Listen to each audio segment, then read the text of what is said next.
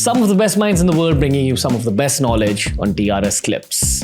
I'm going to ask you something about your career post the military. You're working at a bank at this stage? No, I'm not working anymore. I'm a gentleman at large. Okay. I wish I could say that I have estates to live off, but I don't. But I have retired. After having done these things in life, in terms of being in those kind of combat situations, being a medic in certain situations, pulling bodies out of rivers, you're sitting in a bank, and I'm sure, you're applying your special forces skill set there also and growing. Do you go back to all these memories? Yeah, of course. From time to time, they fade. You grow old, but soul-killing job.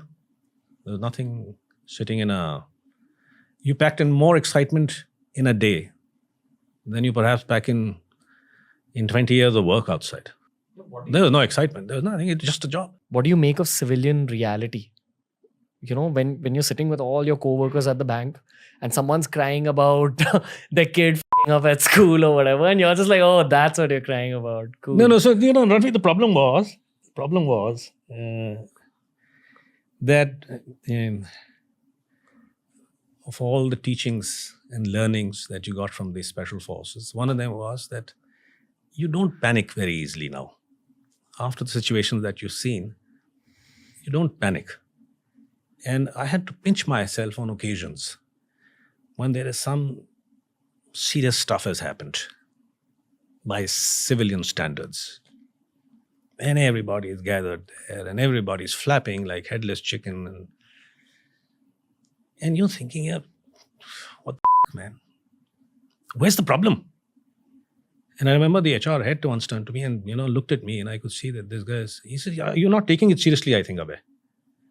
And I thought for a second, I said, how do I explain to him that he's sitting in an AC room, there are no bullets flying, nobody's dead here.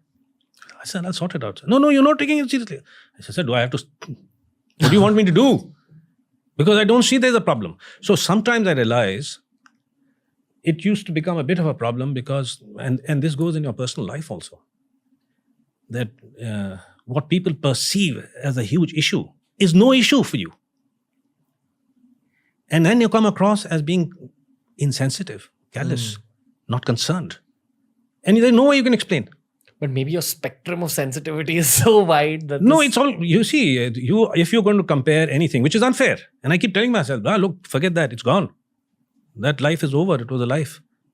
Different time, different context. Don't keep carrying that at the back of your head, because you'll never have a situation outside in CV Street like that where somebody's dying, screaming, somebody's being shot, somebody's... Never going to happen. And if that is your yardstick to say that is a crisis and nothing else matters, then you're going to have a problem in CV Street. You'll have problems in your relationship. Are you comfortable talking about that? I'm comfortable about everything. But all I'm saying is, yes, I've had problems. I often have problems, even now with my wife, and you're not serious. Where's the problem? Have you seen this movie called American Sniper? I've seen it, yes. They kind of depicted exactly what you're saying in terms of, as a soldier, you have a certain mindset. But when you go back into the real world, sometimes it's difficult to completely empathize with the real world because you realize how narrow it is. Yeah, Ranveer, I may disagree. See, the point is, to each their own. Your perception is built by what you see, what your experiences are, the environment that you live in. I saw other things. I volunteered for it. Nobody forced me. It's unfair for me to say that, you're not a real man because you haven't seen things, that your perception is narrow, that your concerns are narrow. No, that's your concern. That's the way you look at it. That's the way you grew up. That's what you've seen. Fair deal. So I'm just saying this is the problem I faced. Sure. Otherwise, nothing compared after leaving the SF and joining, the various banks that I worked in. It's been a piece of cake. It's been a piece of cake here. Nothing ever compared to what I went through in the SF. I've had a great time. I've retired. I'm out. I'm climbing hills, diving, swimming, doing piece of cake.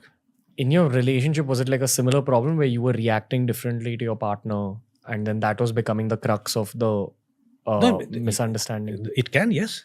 It Okay. still does. And how still do you does. go past that as a guy? It still does. I'm often lectured that you have no sensitivity. So it's the age-old, sorry baby, you're No, right. you see, it is.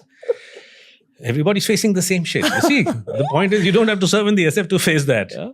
But I think I would agree when I'm told often that there is a lack of sensitivity. And what can I say? What can I explain to them?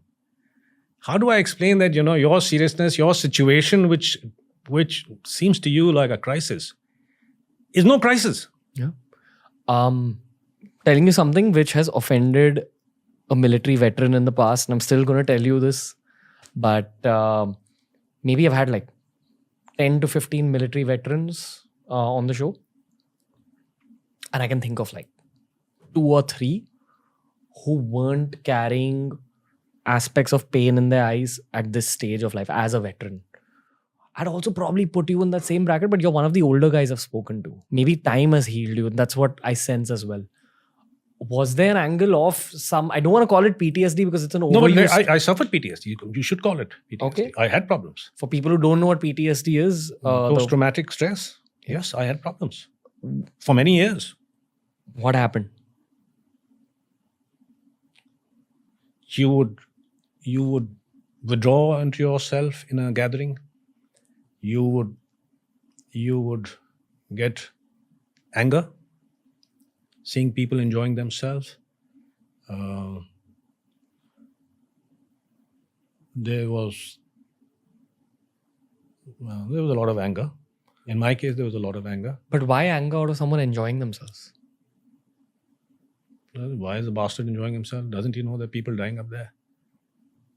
Does he even have the faintest clue that somebody's, And my problem was, there used to be occasions when I used to come back. There was an occasion when I remember I came back, there was a contact in the valley. I was going on leave. The next day I was just flying. They had an operation in the evening. The firefight, there was a lot of... Next day you took a flight from Srinagar, came down, and then I saw some party. And I went for this party. And the sudden change.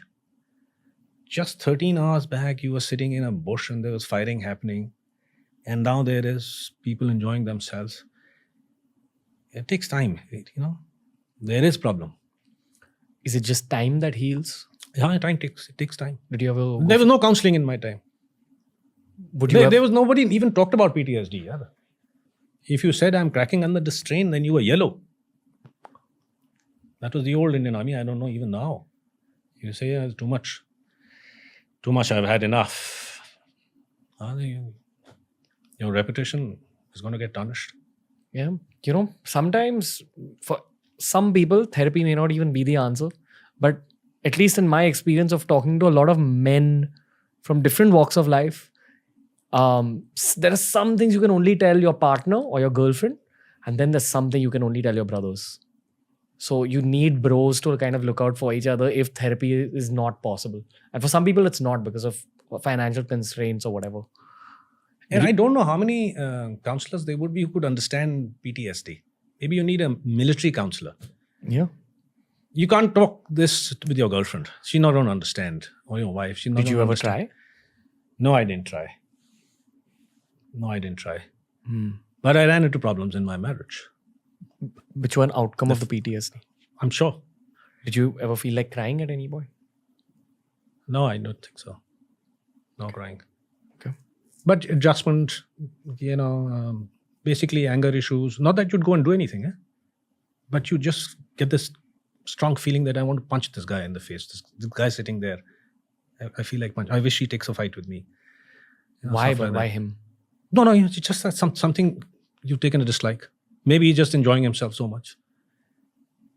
Anything could just trigger something in your mind, and you a lot of withdrawal.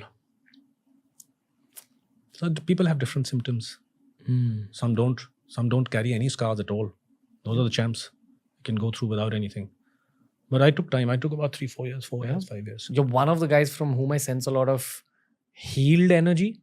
And I'm coming from the perspective of doing podcasts with everyone. Lots of military folks, but generally there's a lot of people who carry trauma with them.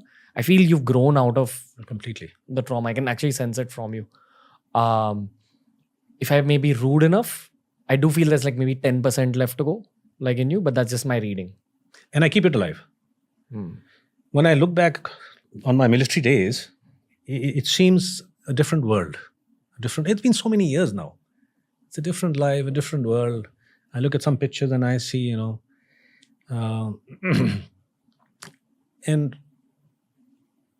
when I wrote my 3 books, I made the effort to go back, including Sri Lanka. I went back to some of those places. And it was catharsis of sort, And then I wrote. So I think that process of going to those same places, putting it in a book, I think a lot of it is just out of the system. Yeah. Journaling. I look at that book now and I did this. Really? There's a huge life lesson in you. What you just said, writing it out. Yeah. That's the best thing they say. The only thing that helped me deal with the worst breakup of my life was poetry. There you are. Yeah. Because I was looking for a new form of content to create. Someone said that, where are all the poets gone? And I said, oh, that's what you want? I can do poetry. And then I started writing my pain out and it felt nicer. It felt like taking an emotional shit. But the point is, did it continue after that, the poetry? Or it stopped? It stopped once the pain was gone. There you are. Best ways to deal with pain. I used to look down upon poetry, thinking that why does anyone even do this? Until it started coming out of me. And I realized, there's writing in terms of writing stories, writing articles, where you have to kind of write in a construct. And then there's poetry, which is free flow writing. Absolutely. And free flow comes from your heart. Just write whatever you're feeling. It doesn't even have to rhyme. Write 4-5 sentences about what you're feeling. No, try your hand at painting or sketching. I did that too. What did you sketch? I sketched human figures and stuff. I painted watercolors. I have a few pictures up on my wall. A couple of my mates have them on the wall. Do any of those pictures have pain? No, none. Okay. None. Okay. None. More scenery. But it was a great way to de-stress, to take things out. I'm just suggesting to you. Oh, okay. I have a terrible handwriting and I can't draw to save my life. Like I can draw some crazy shit, but it won't look good. Who cares? Thank you for watching this clip. If you want to learn more about this topic, we've curated a playlist just for you, and here's a link to the whole episode.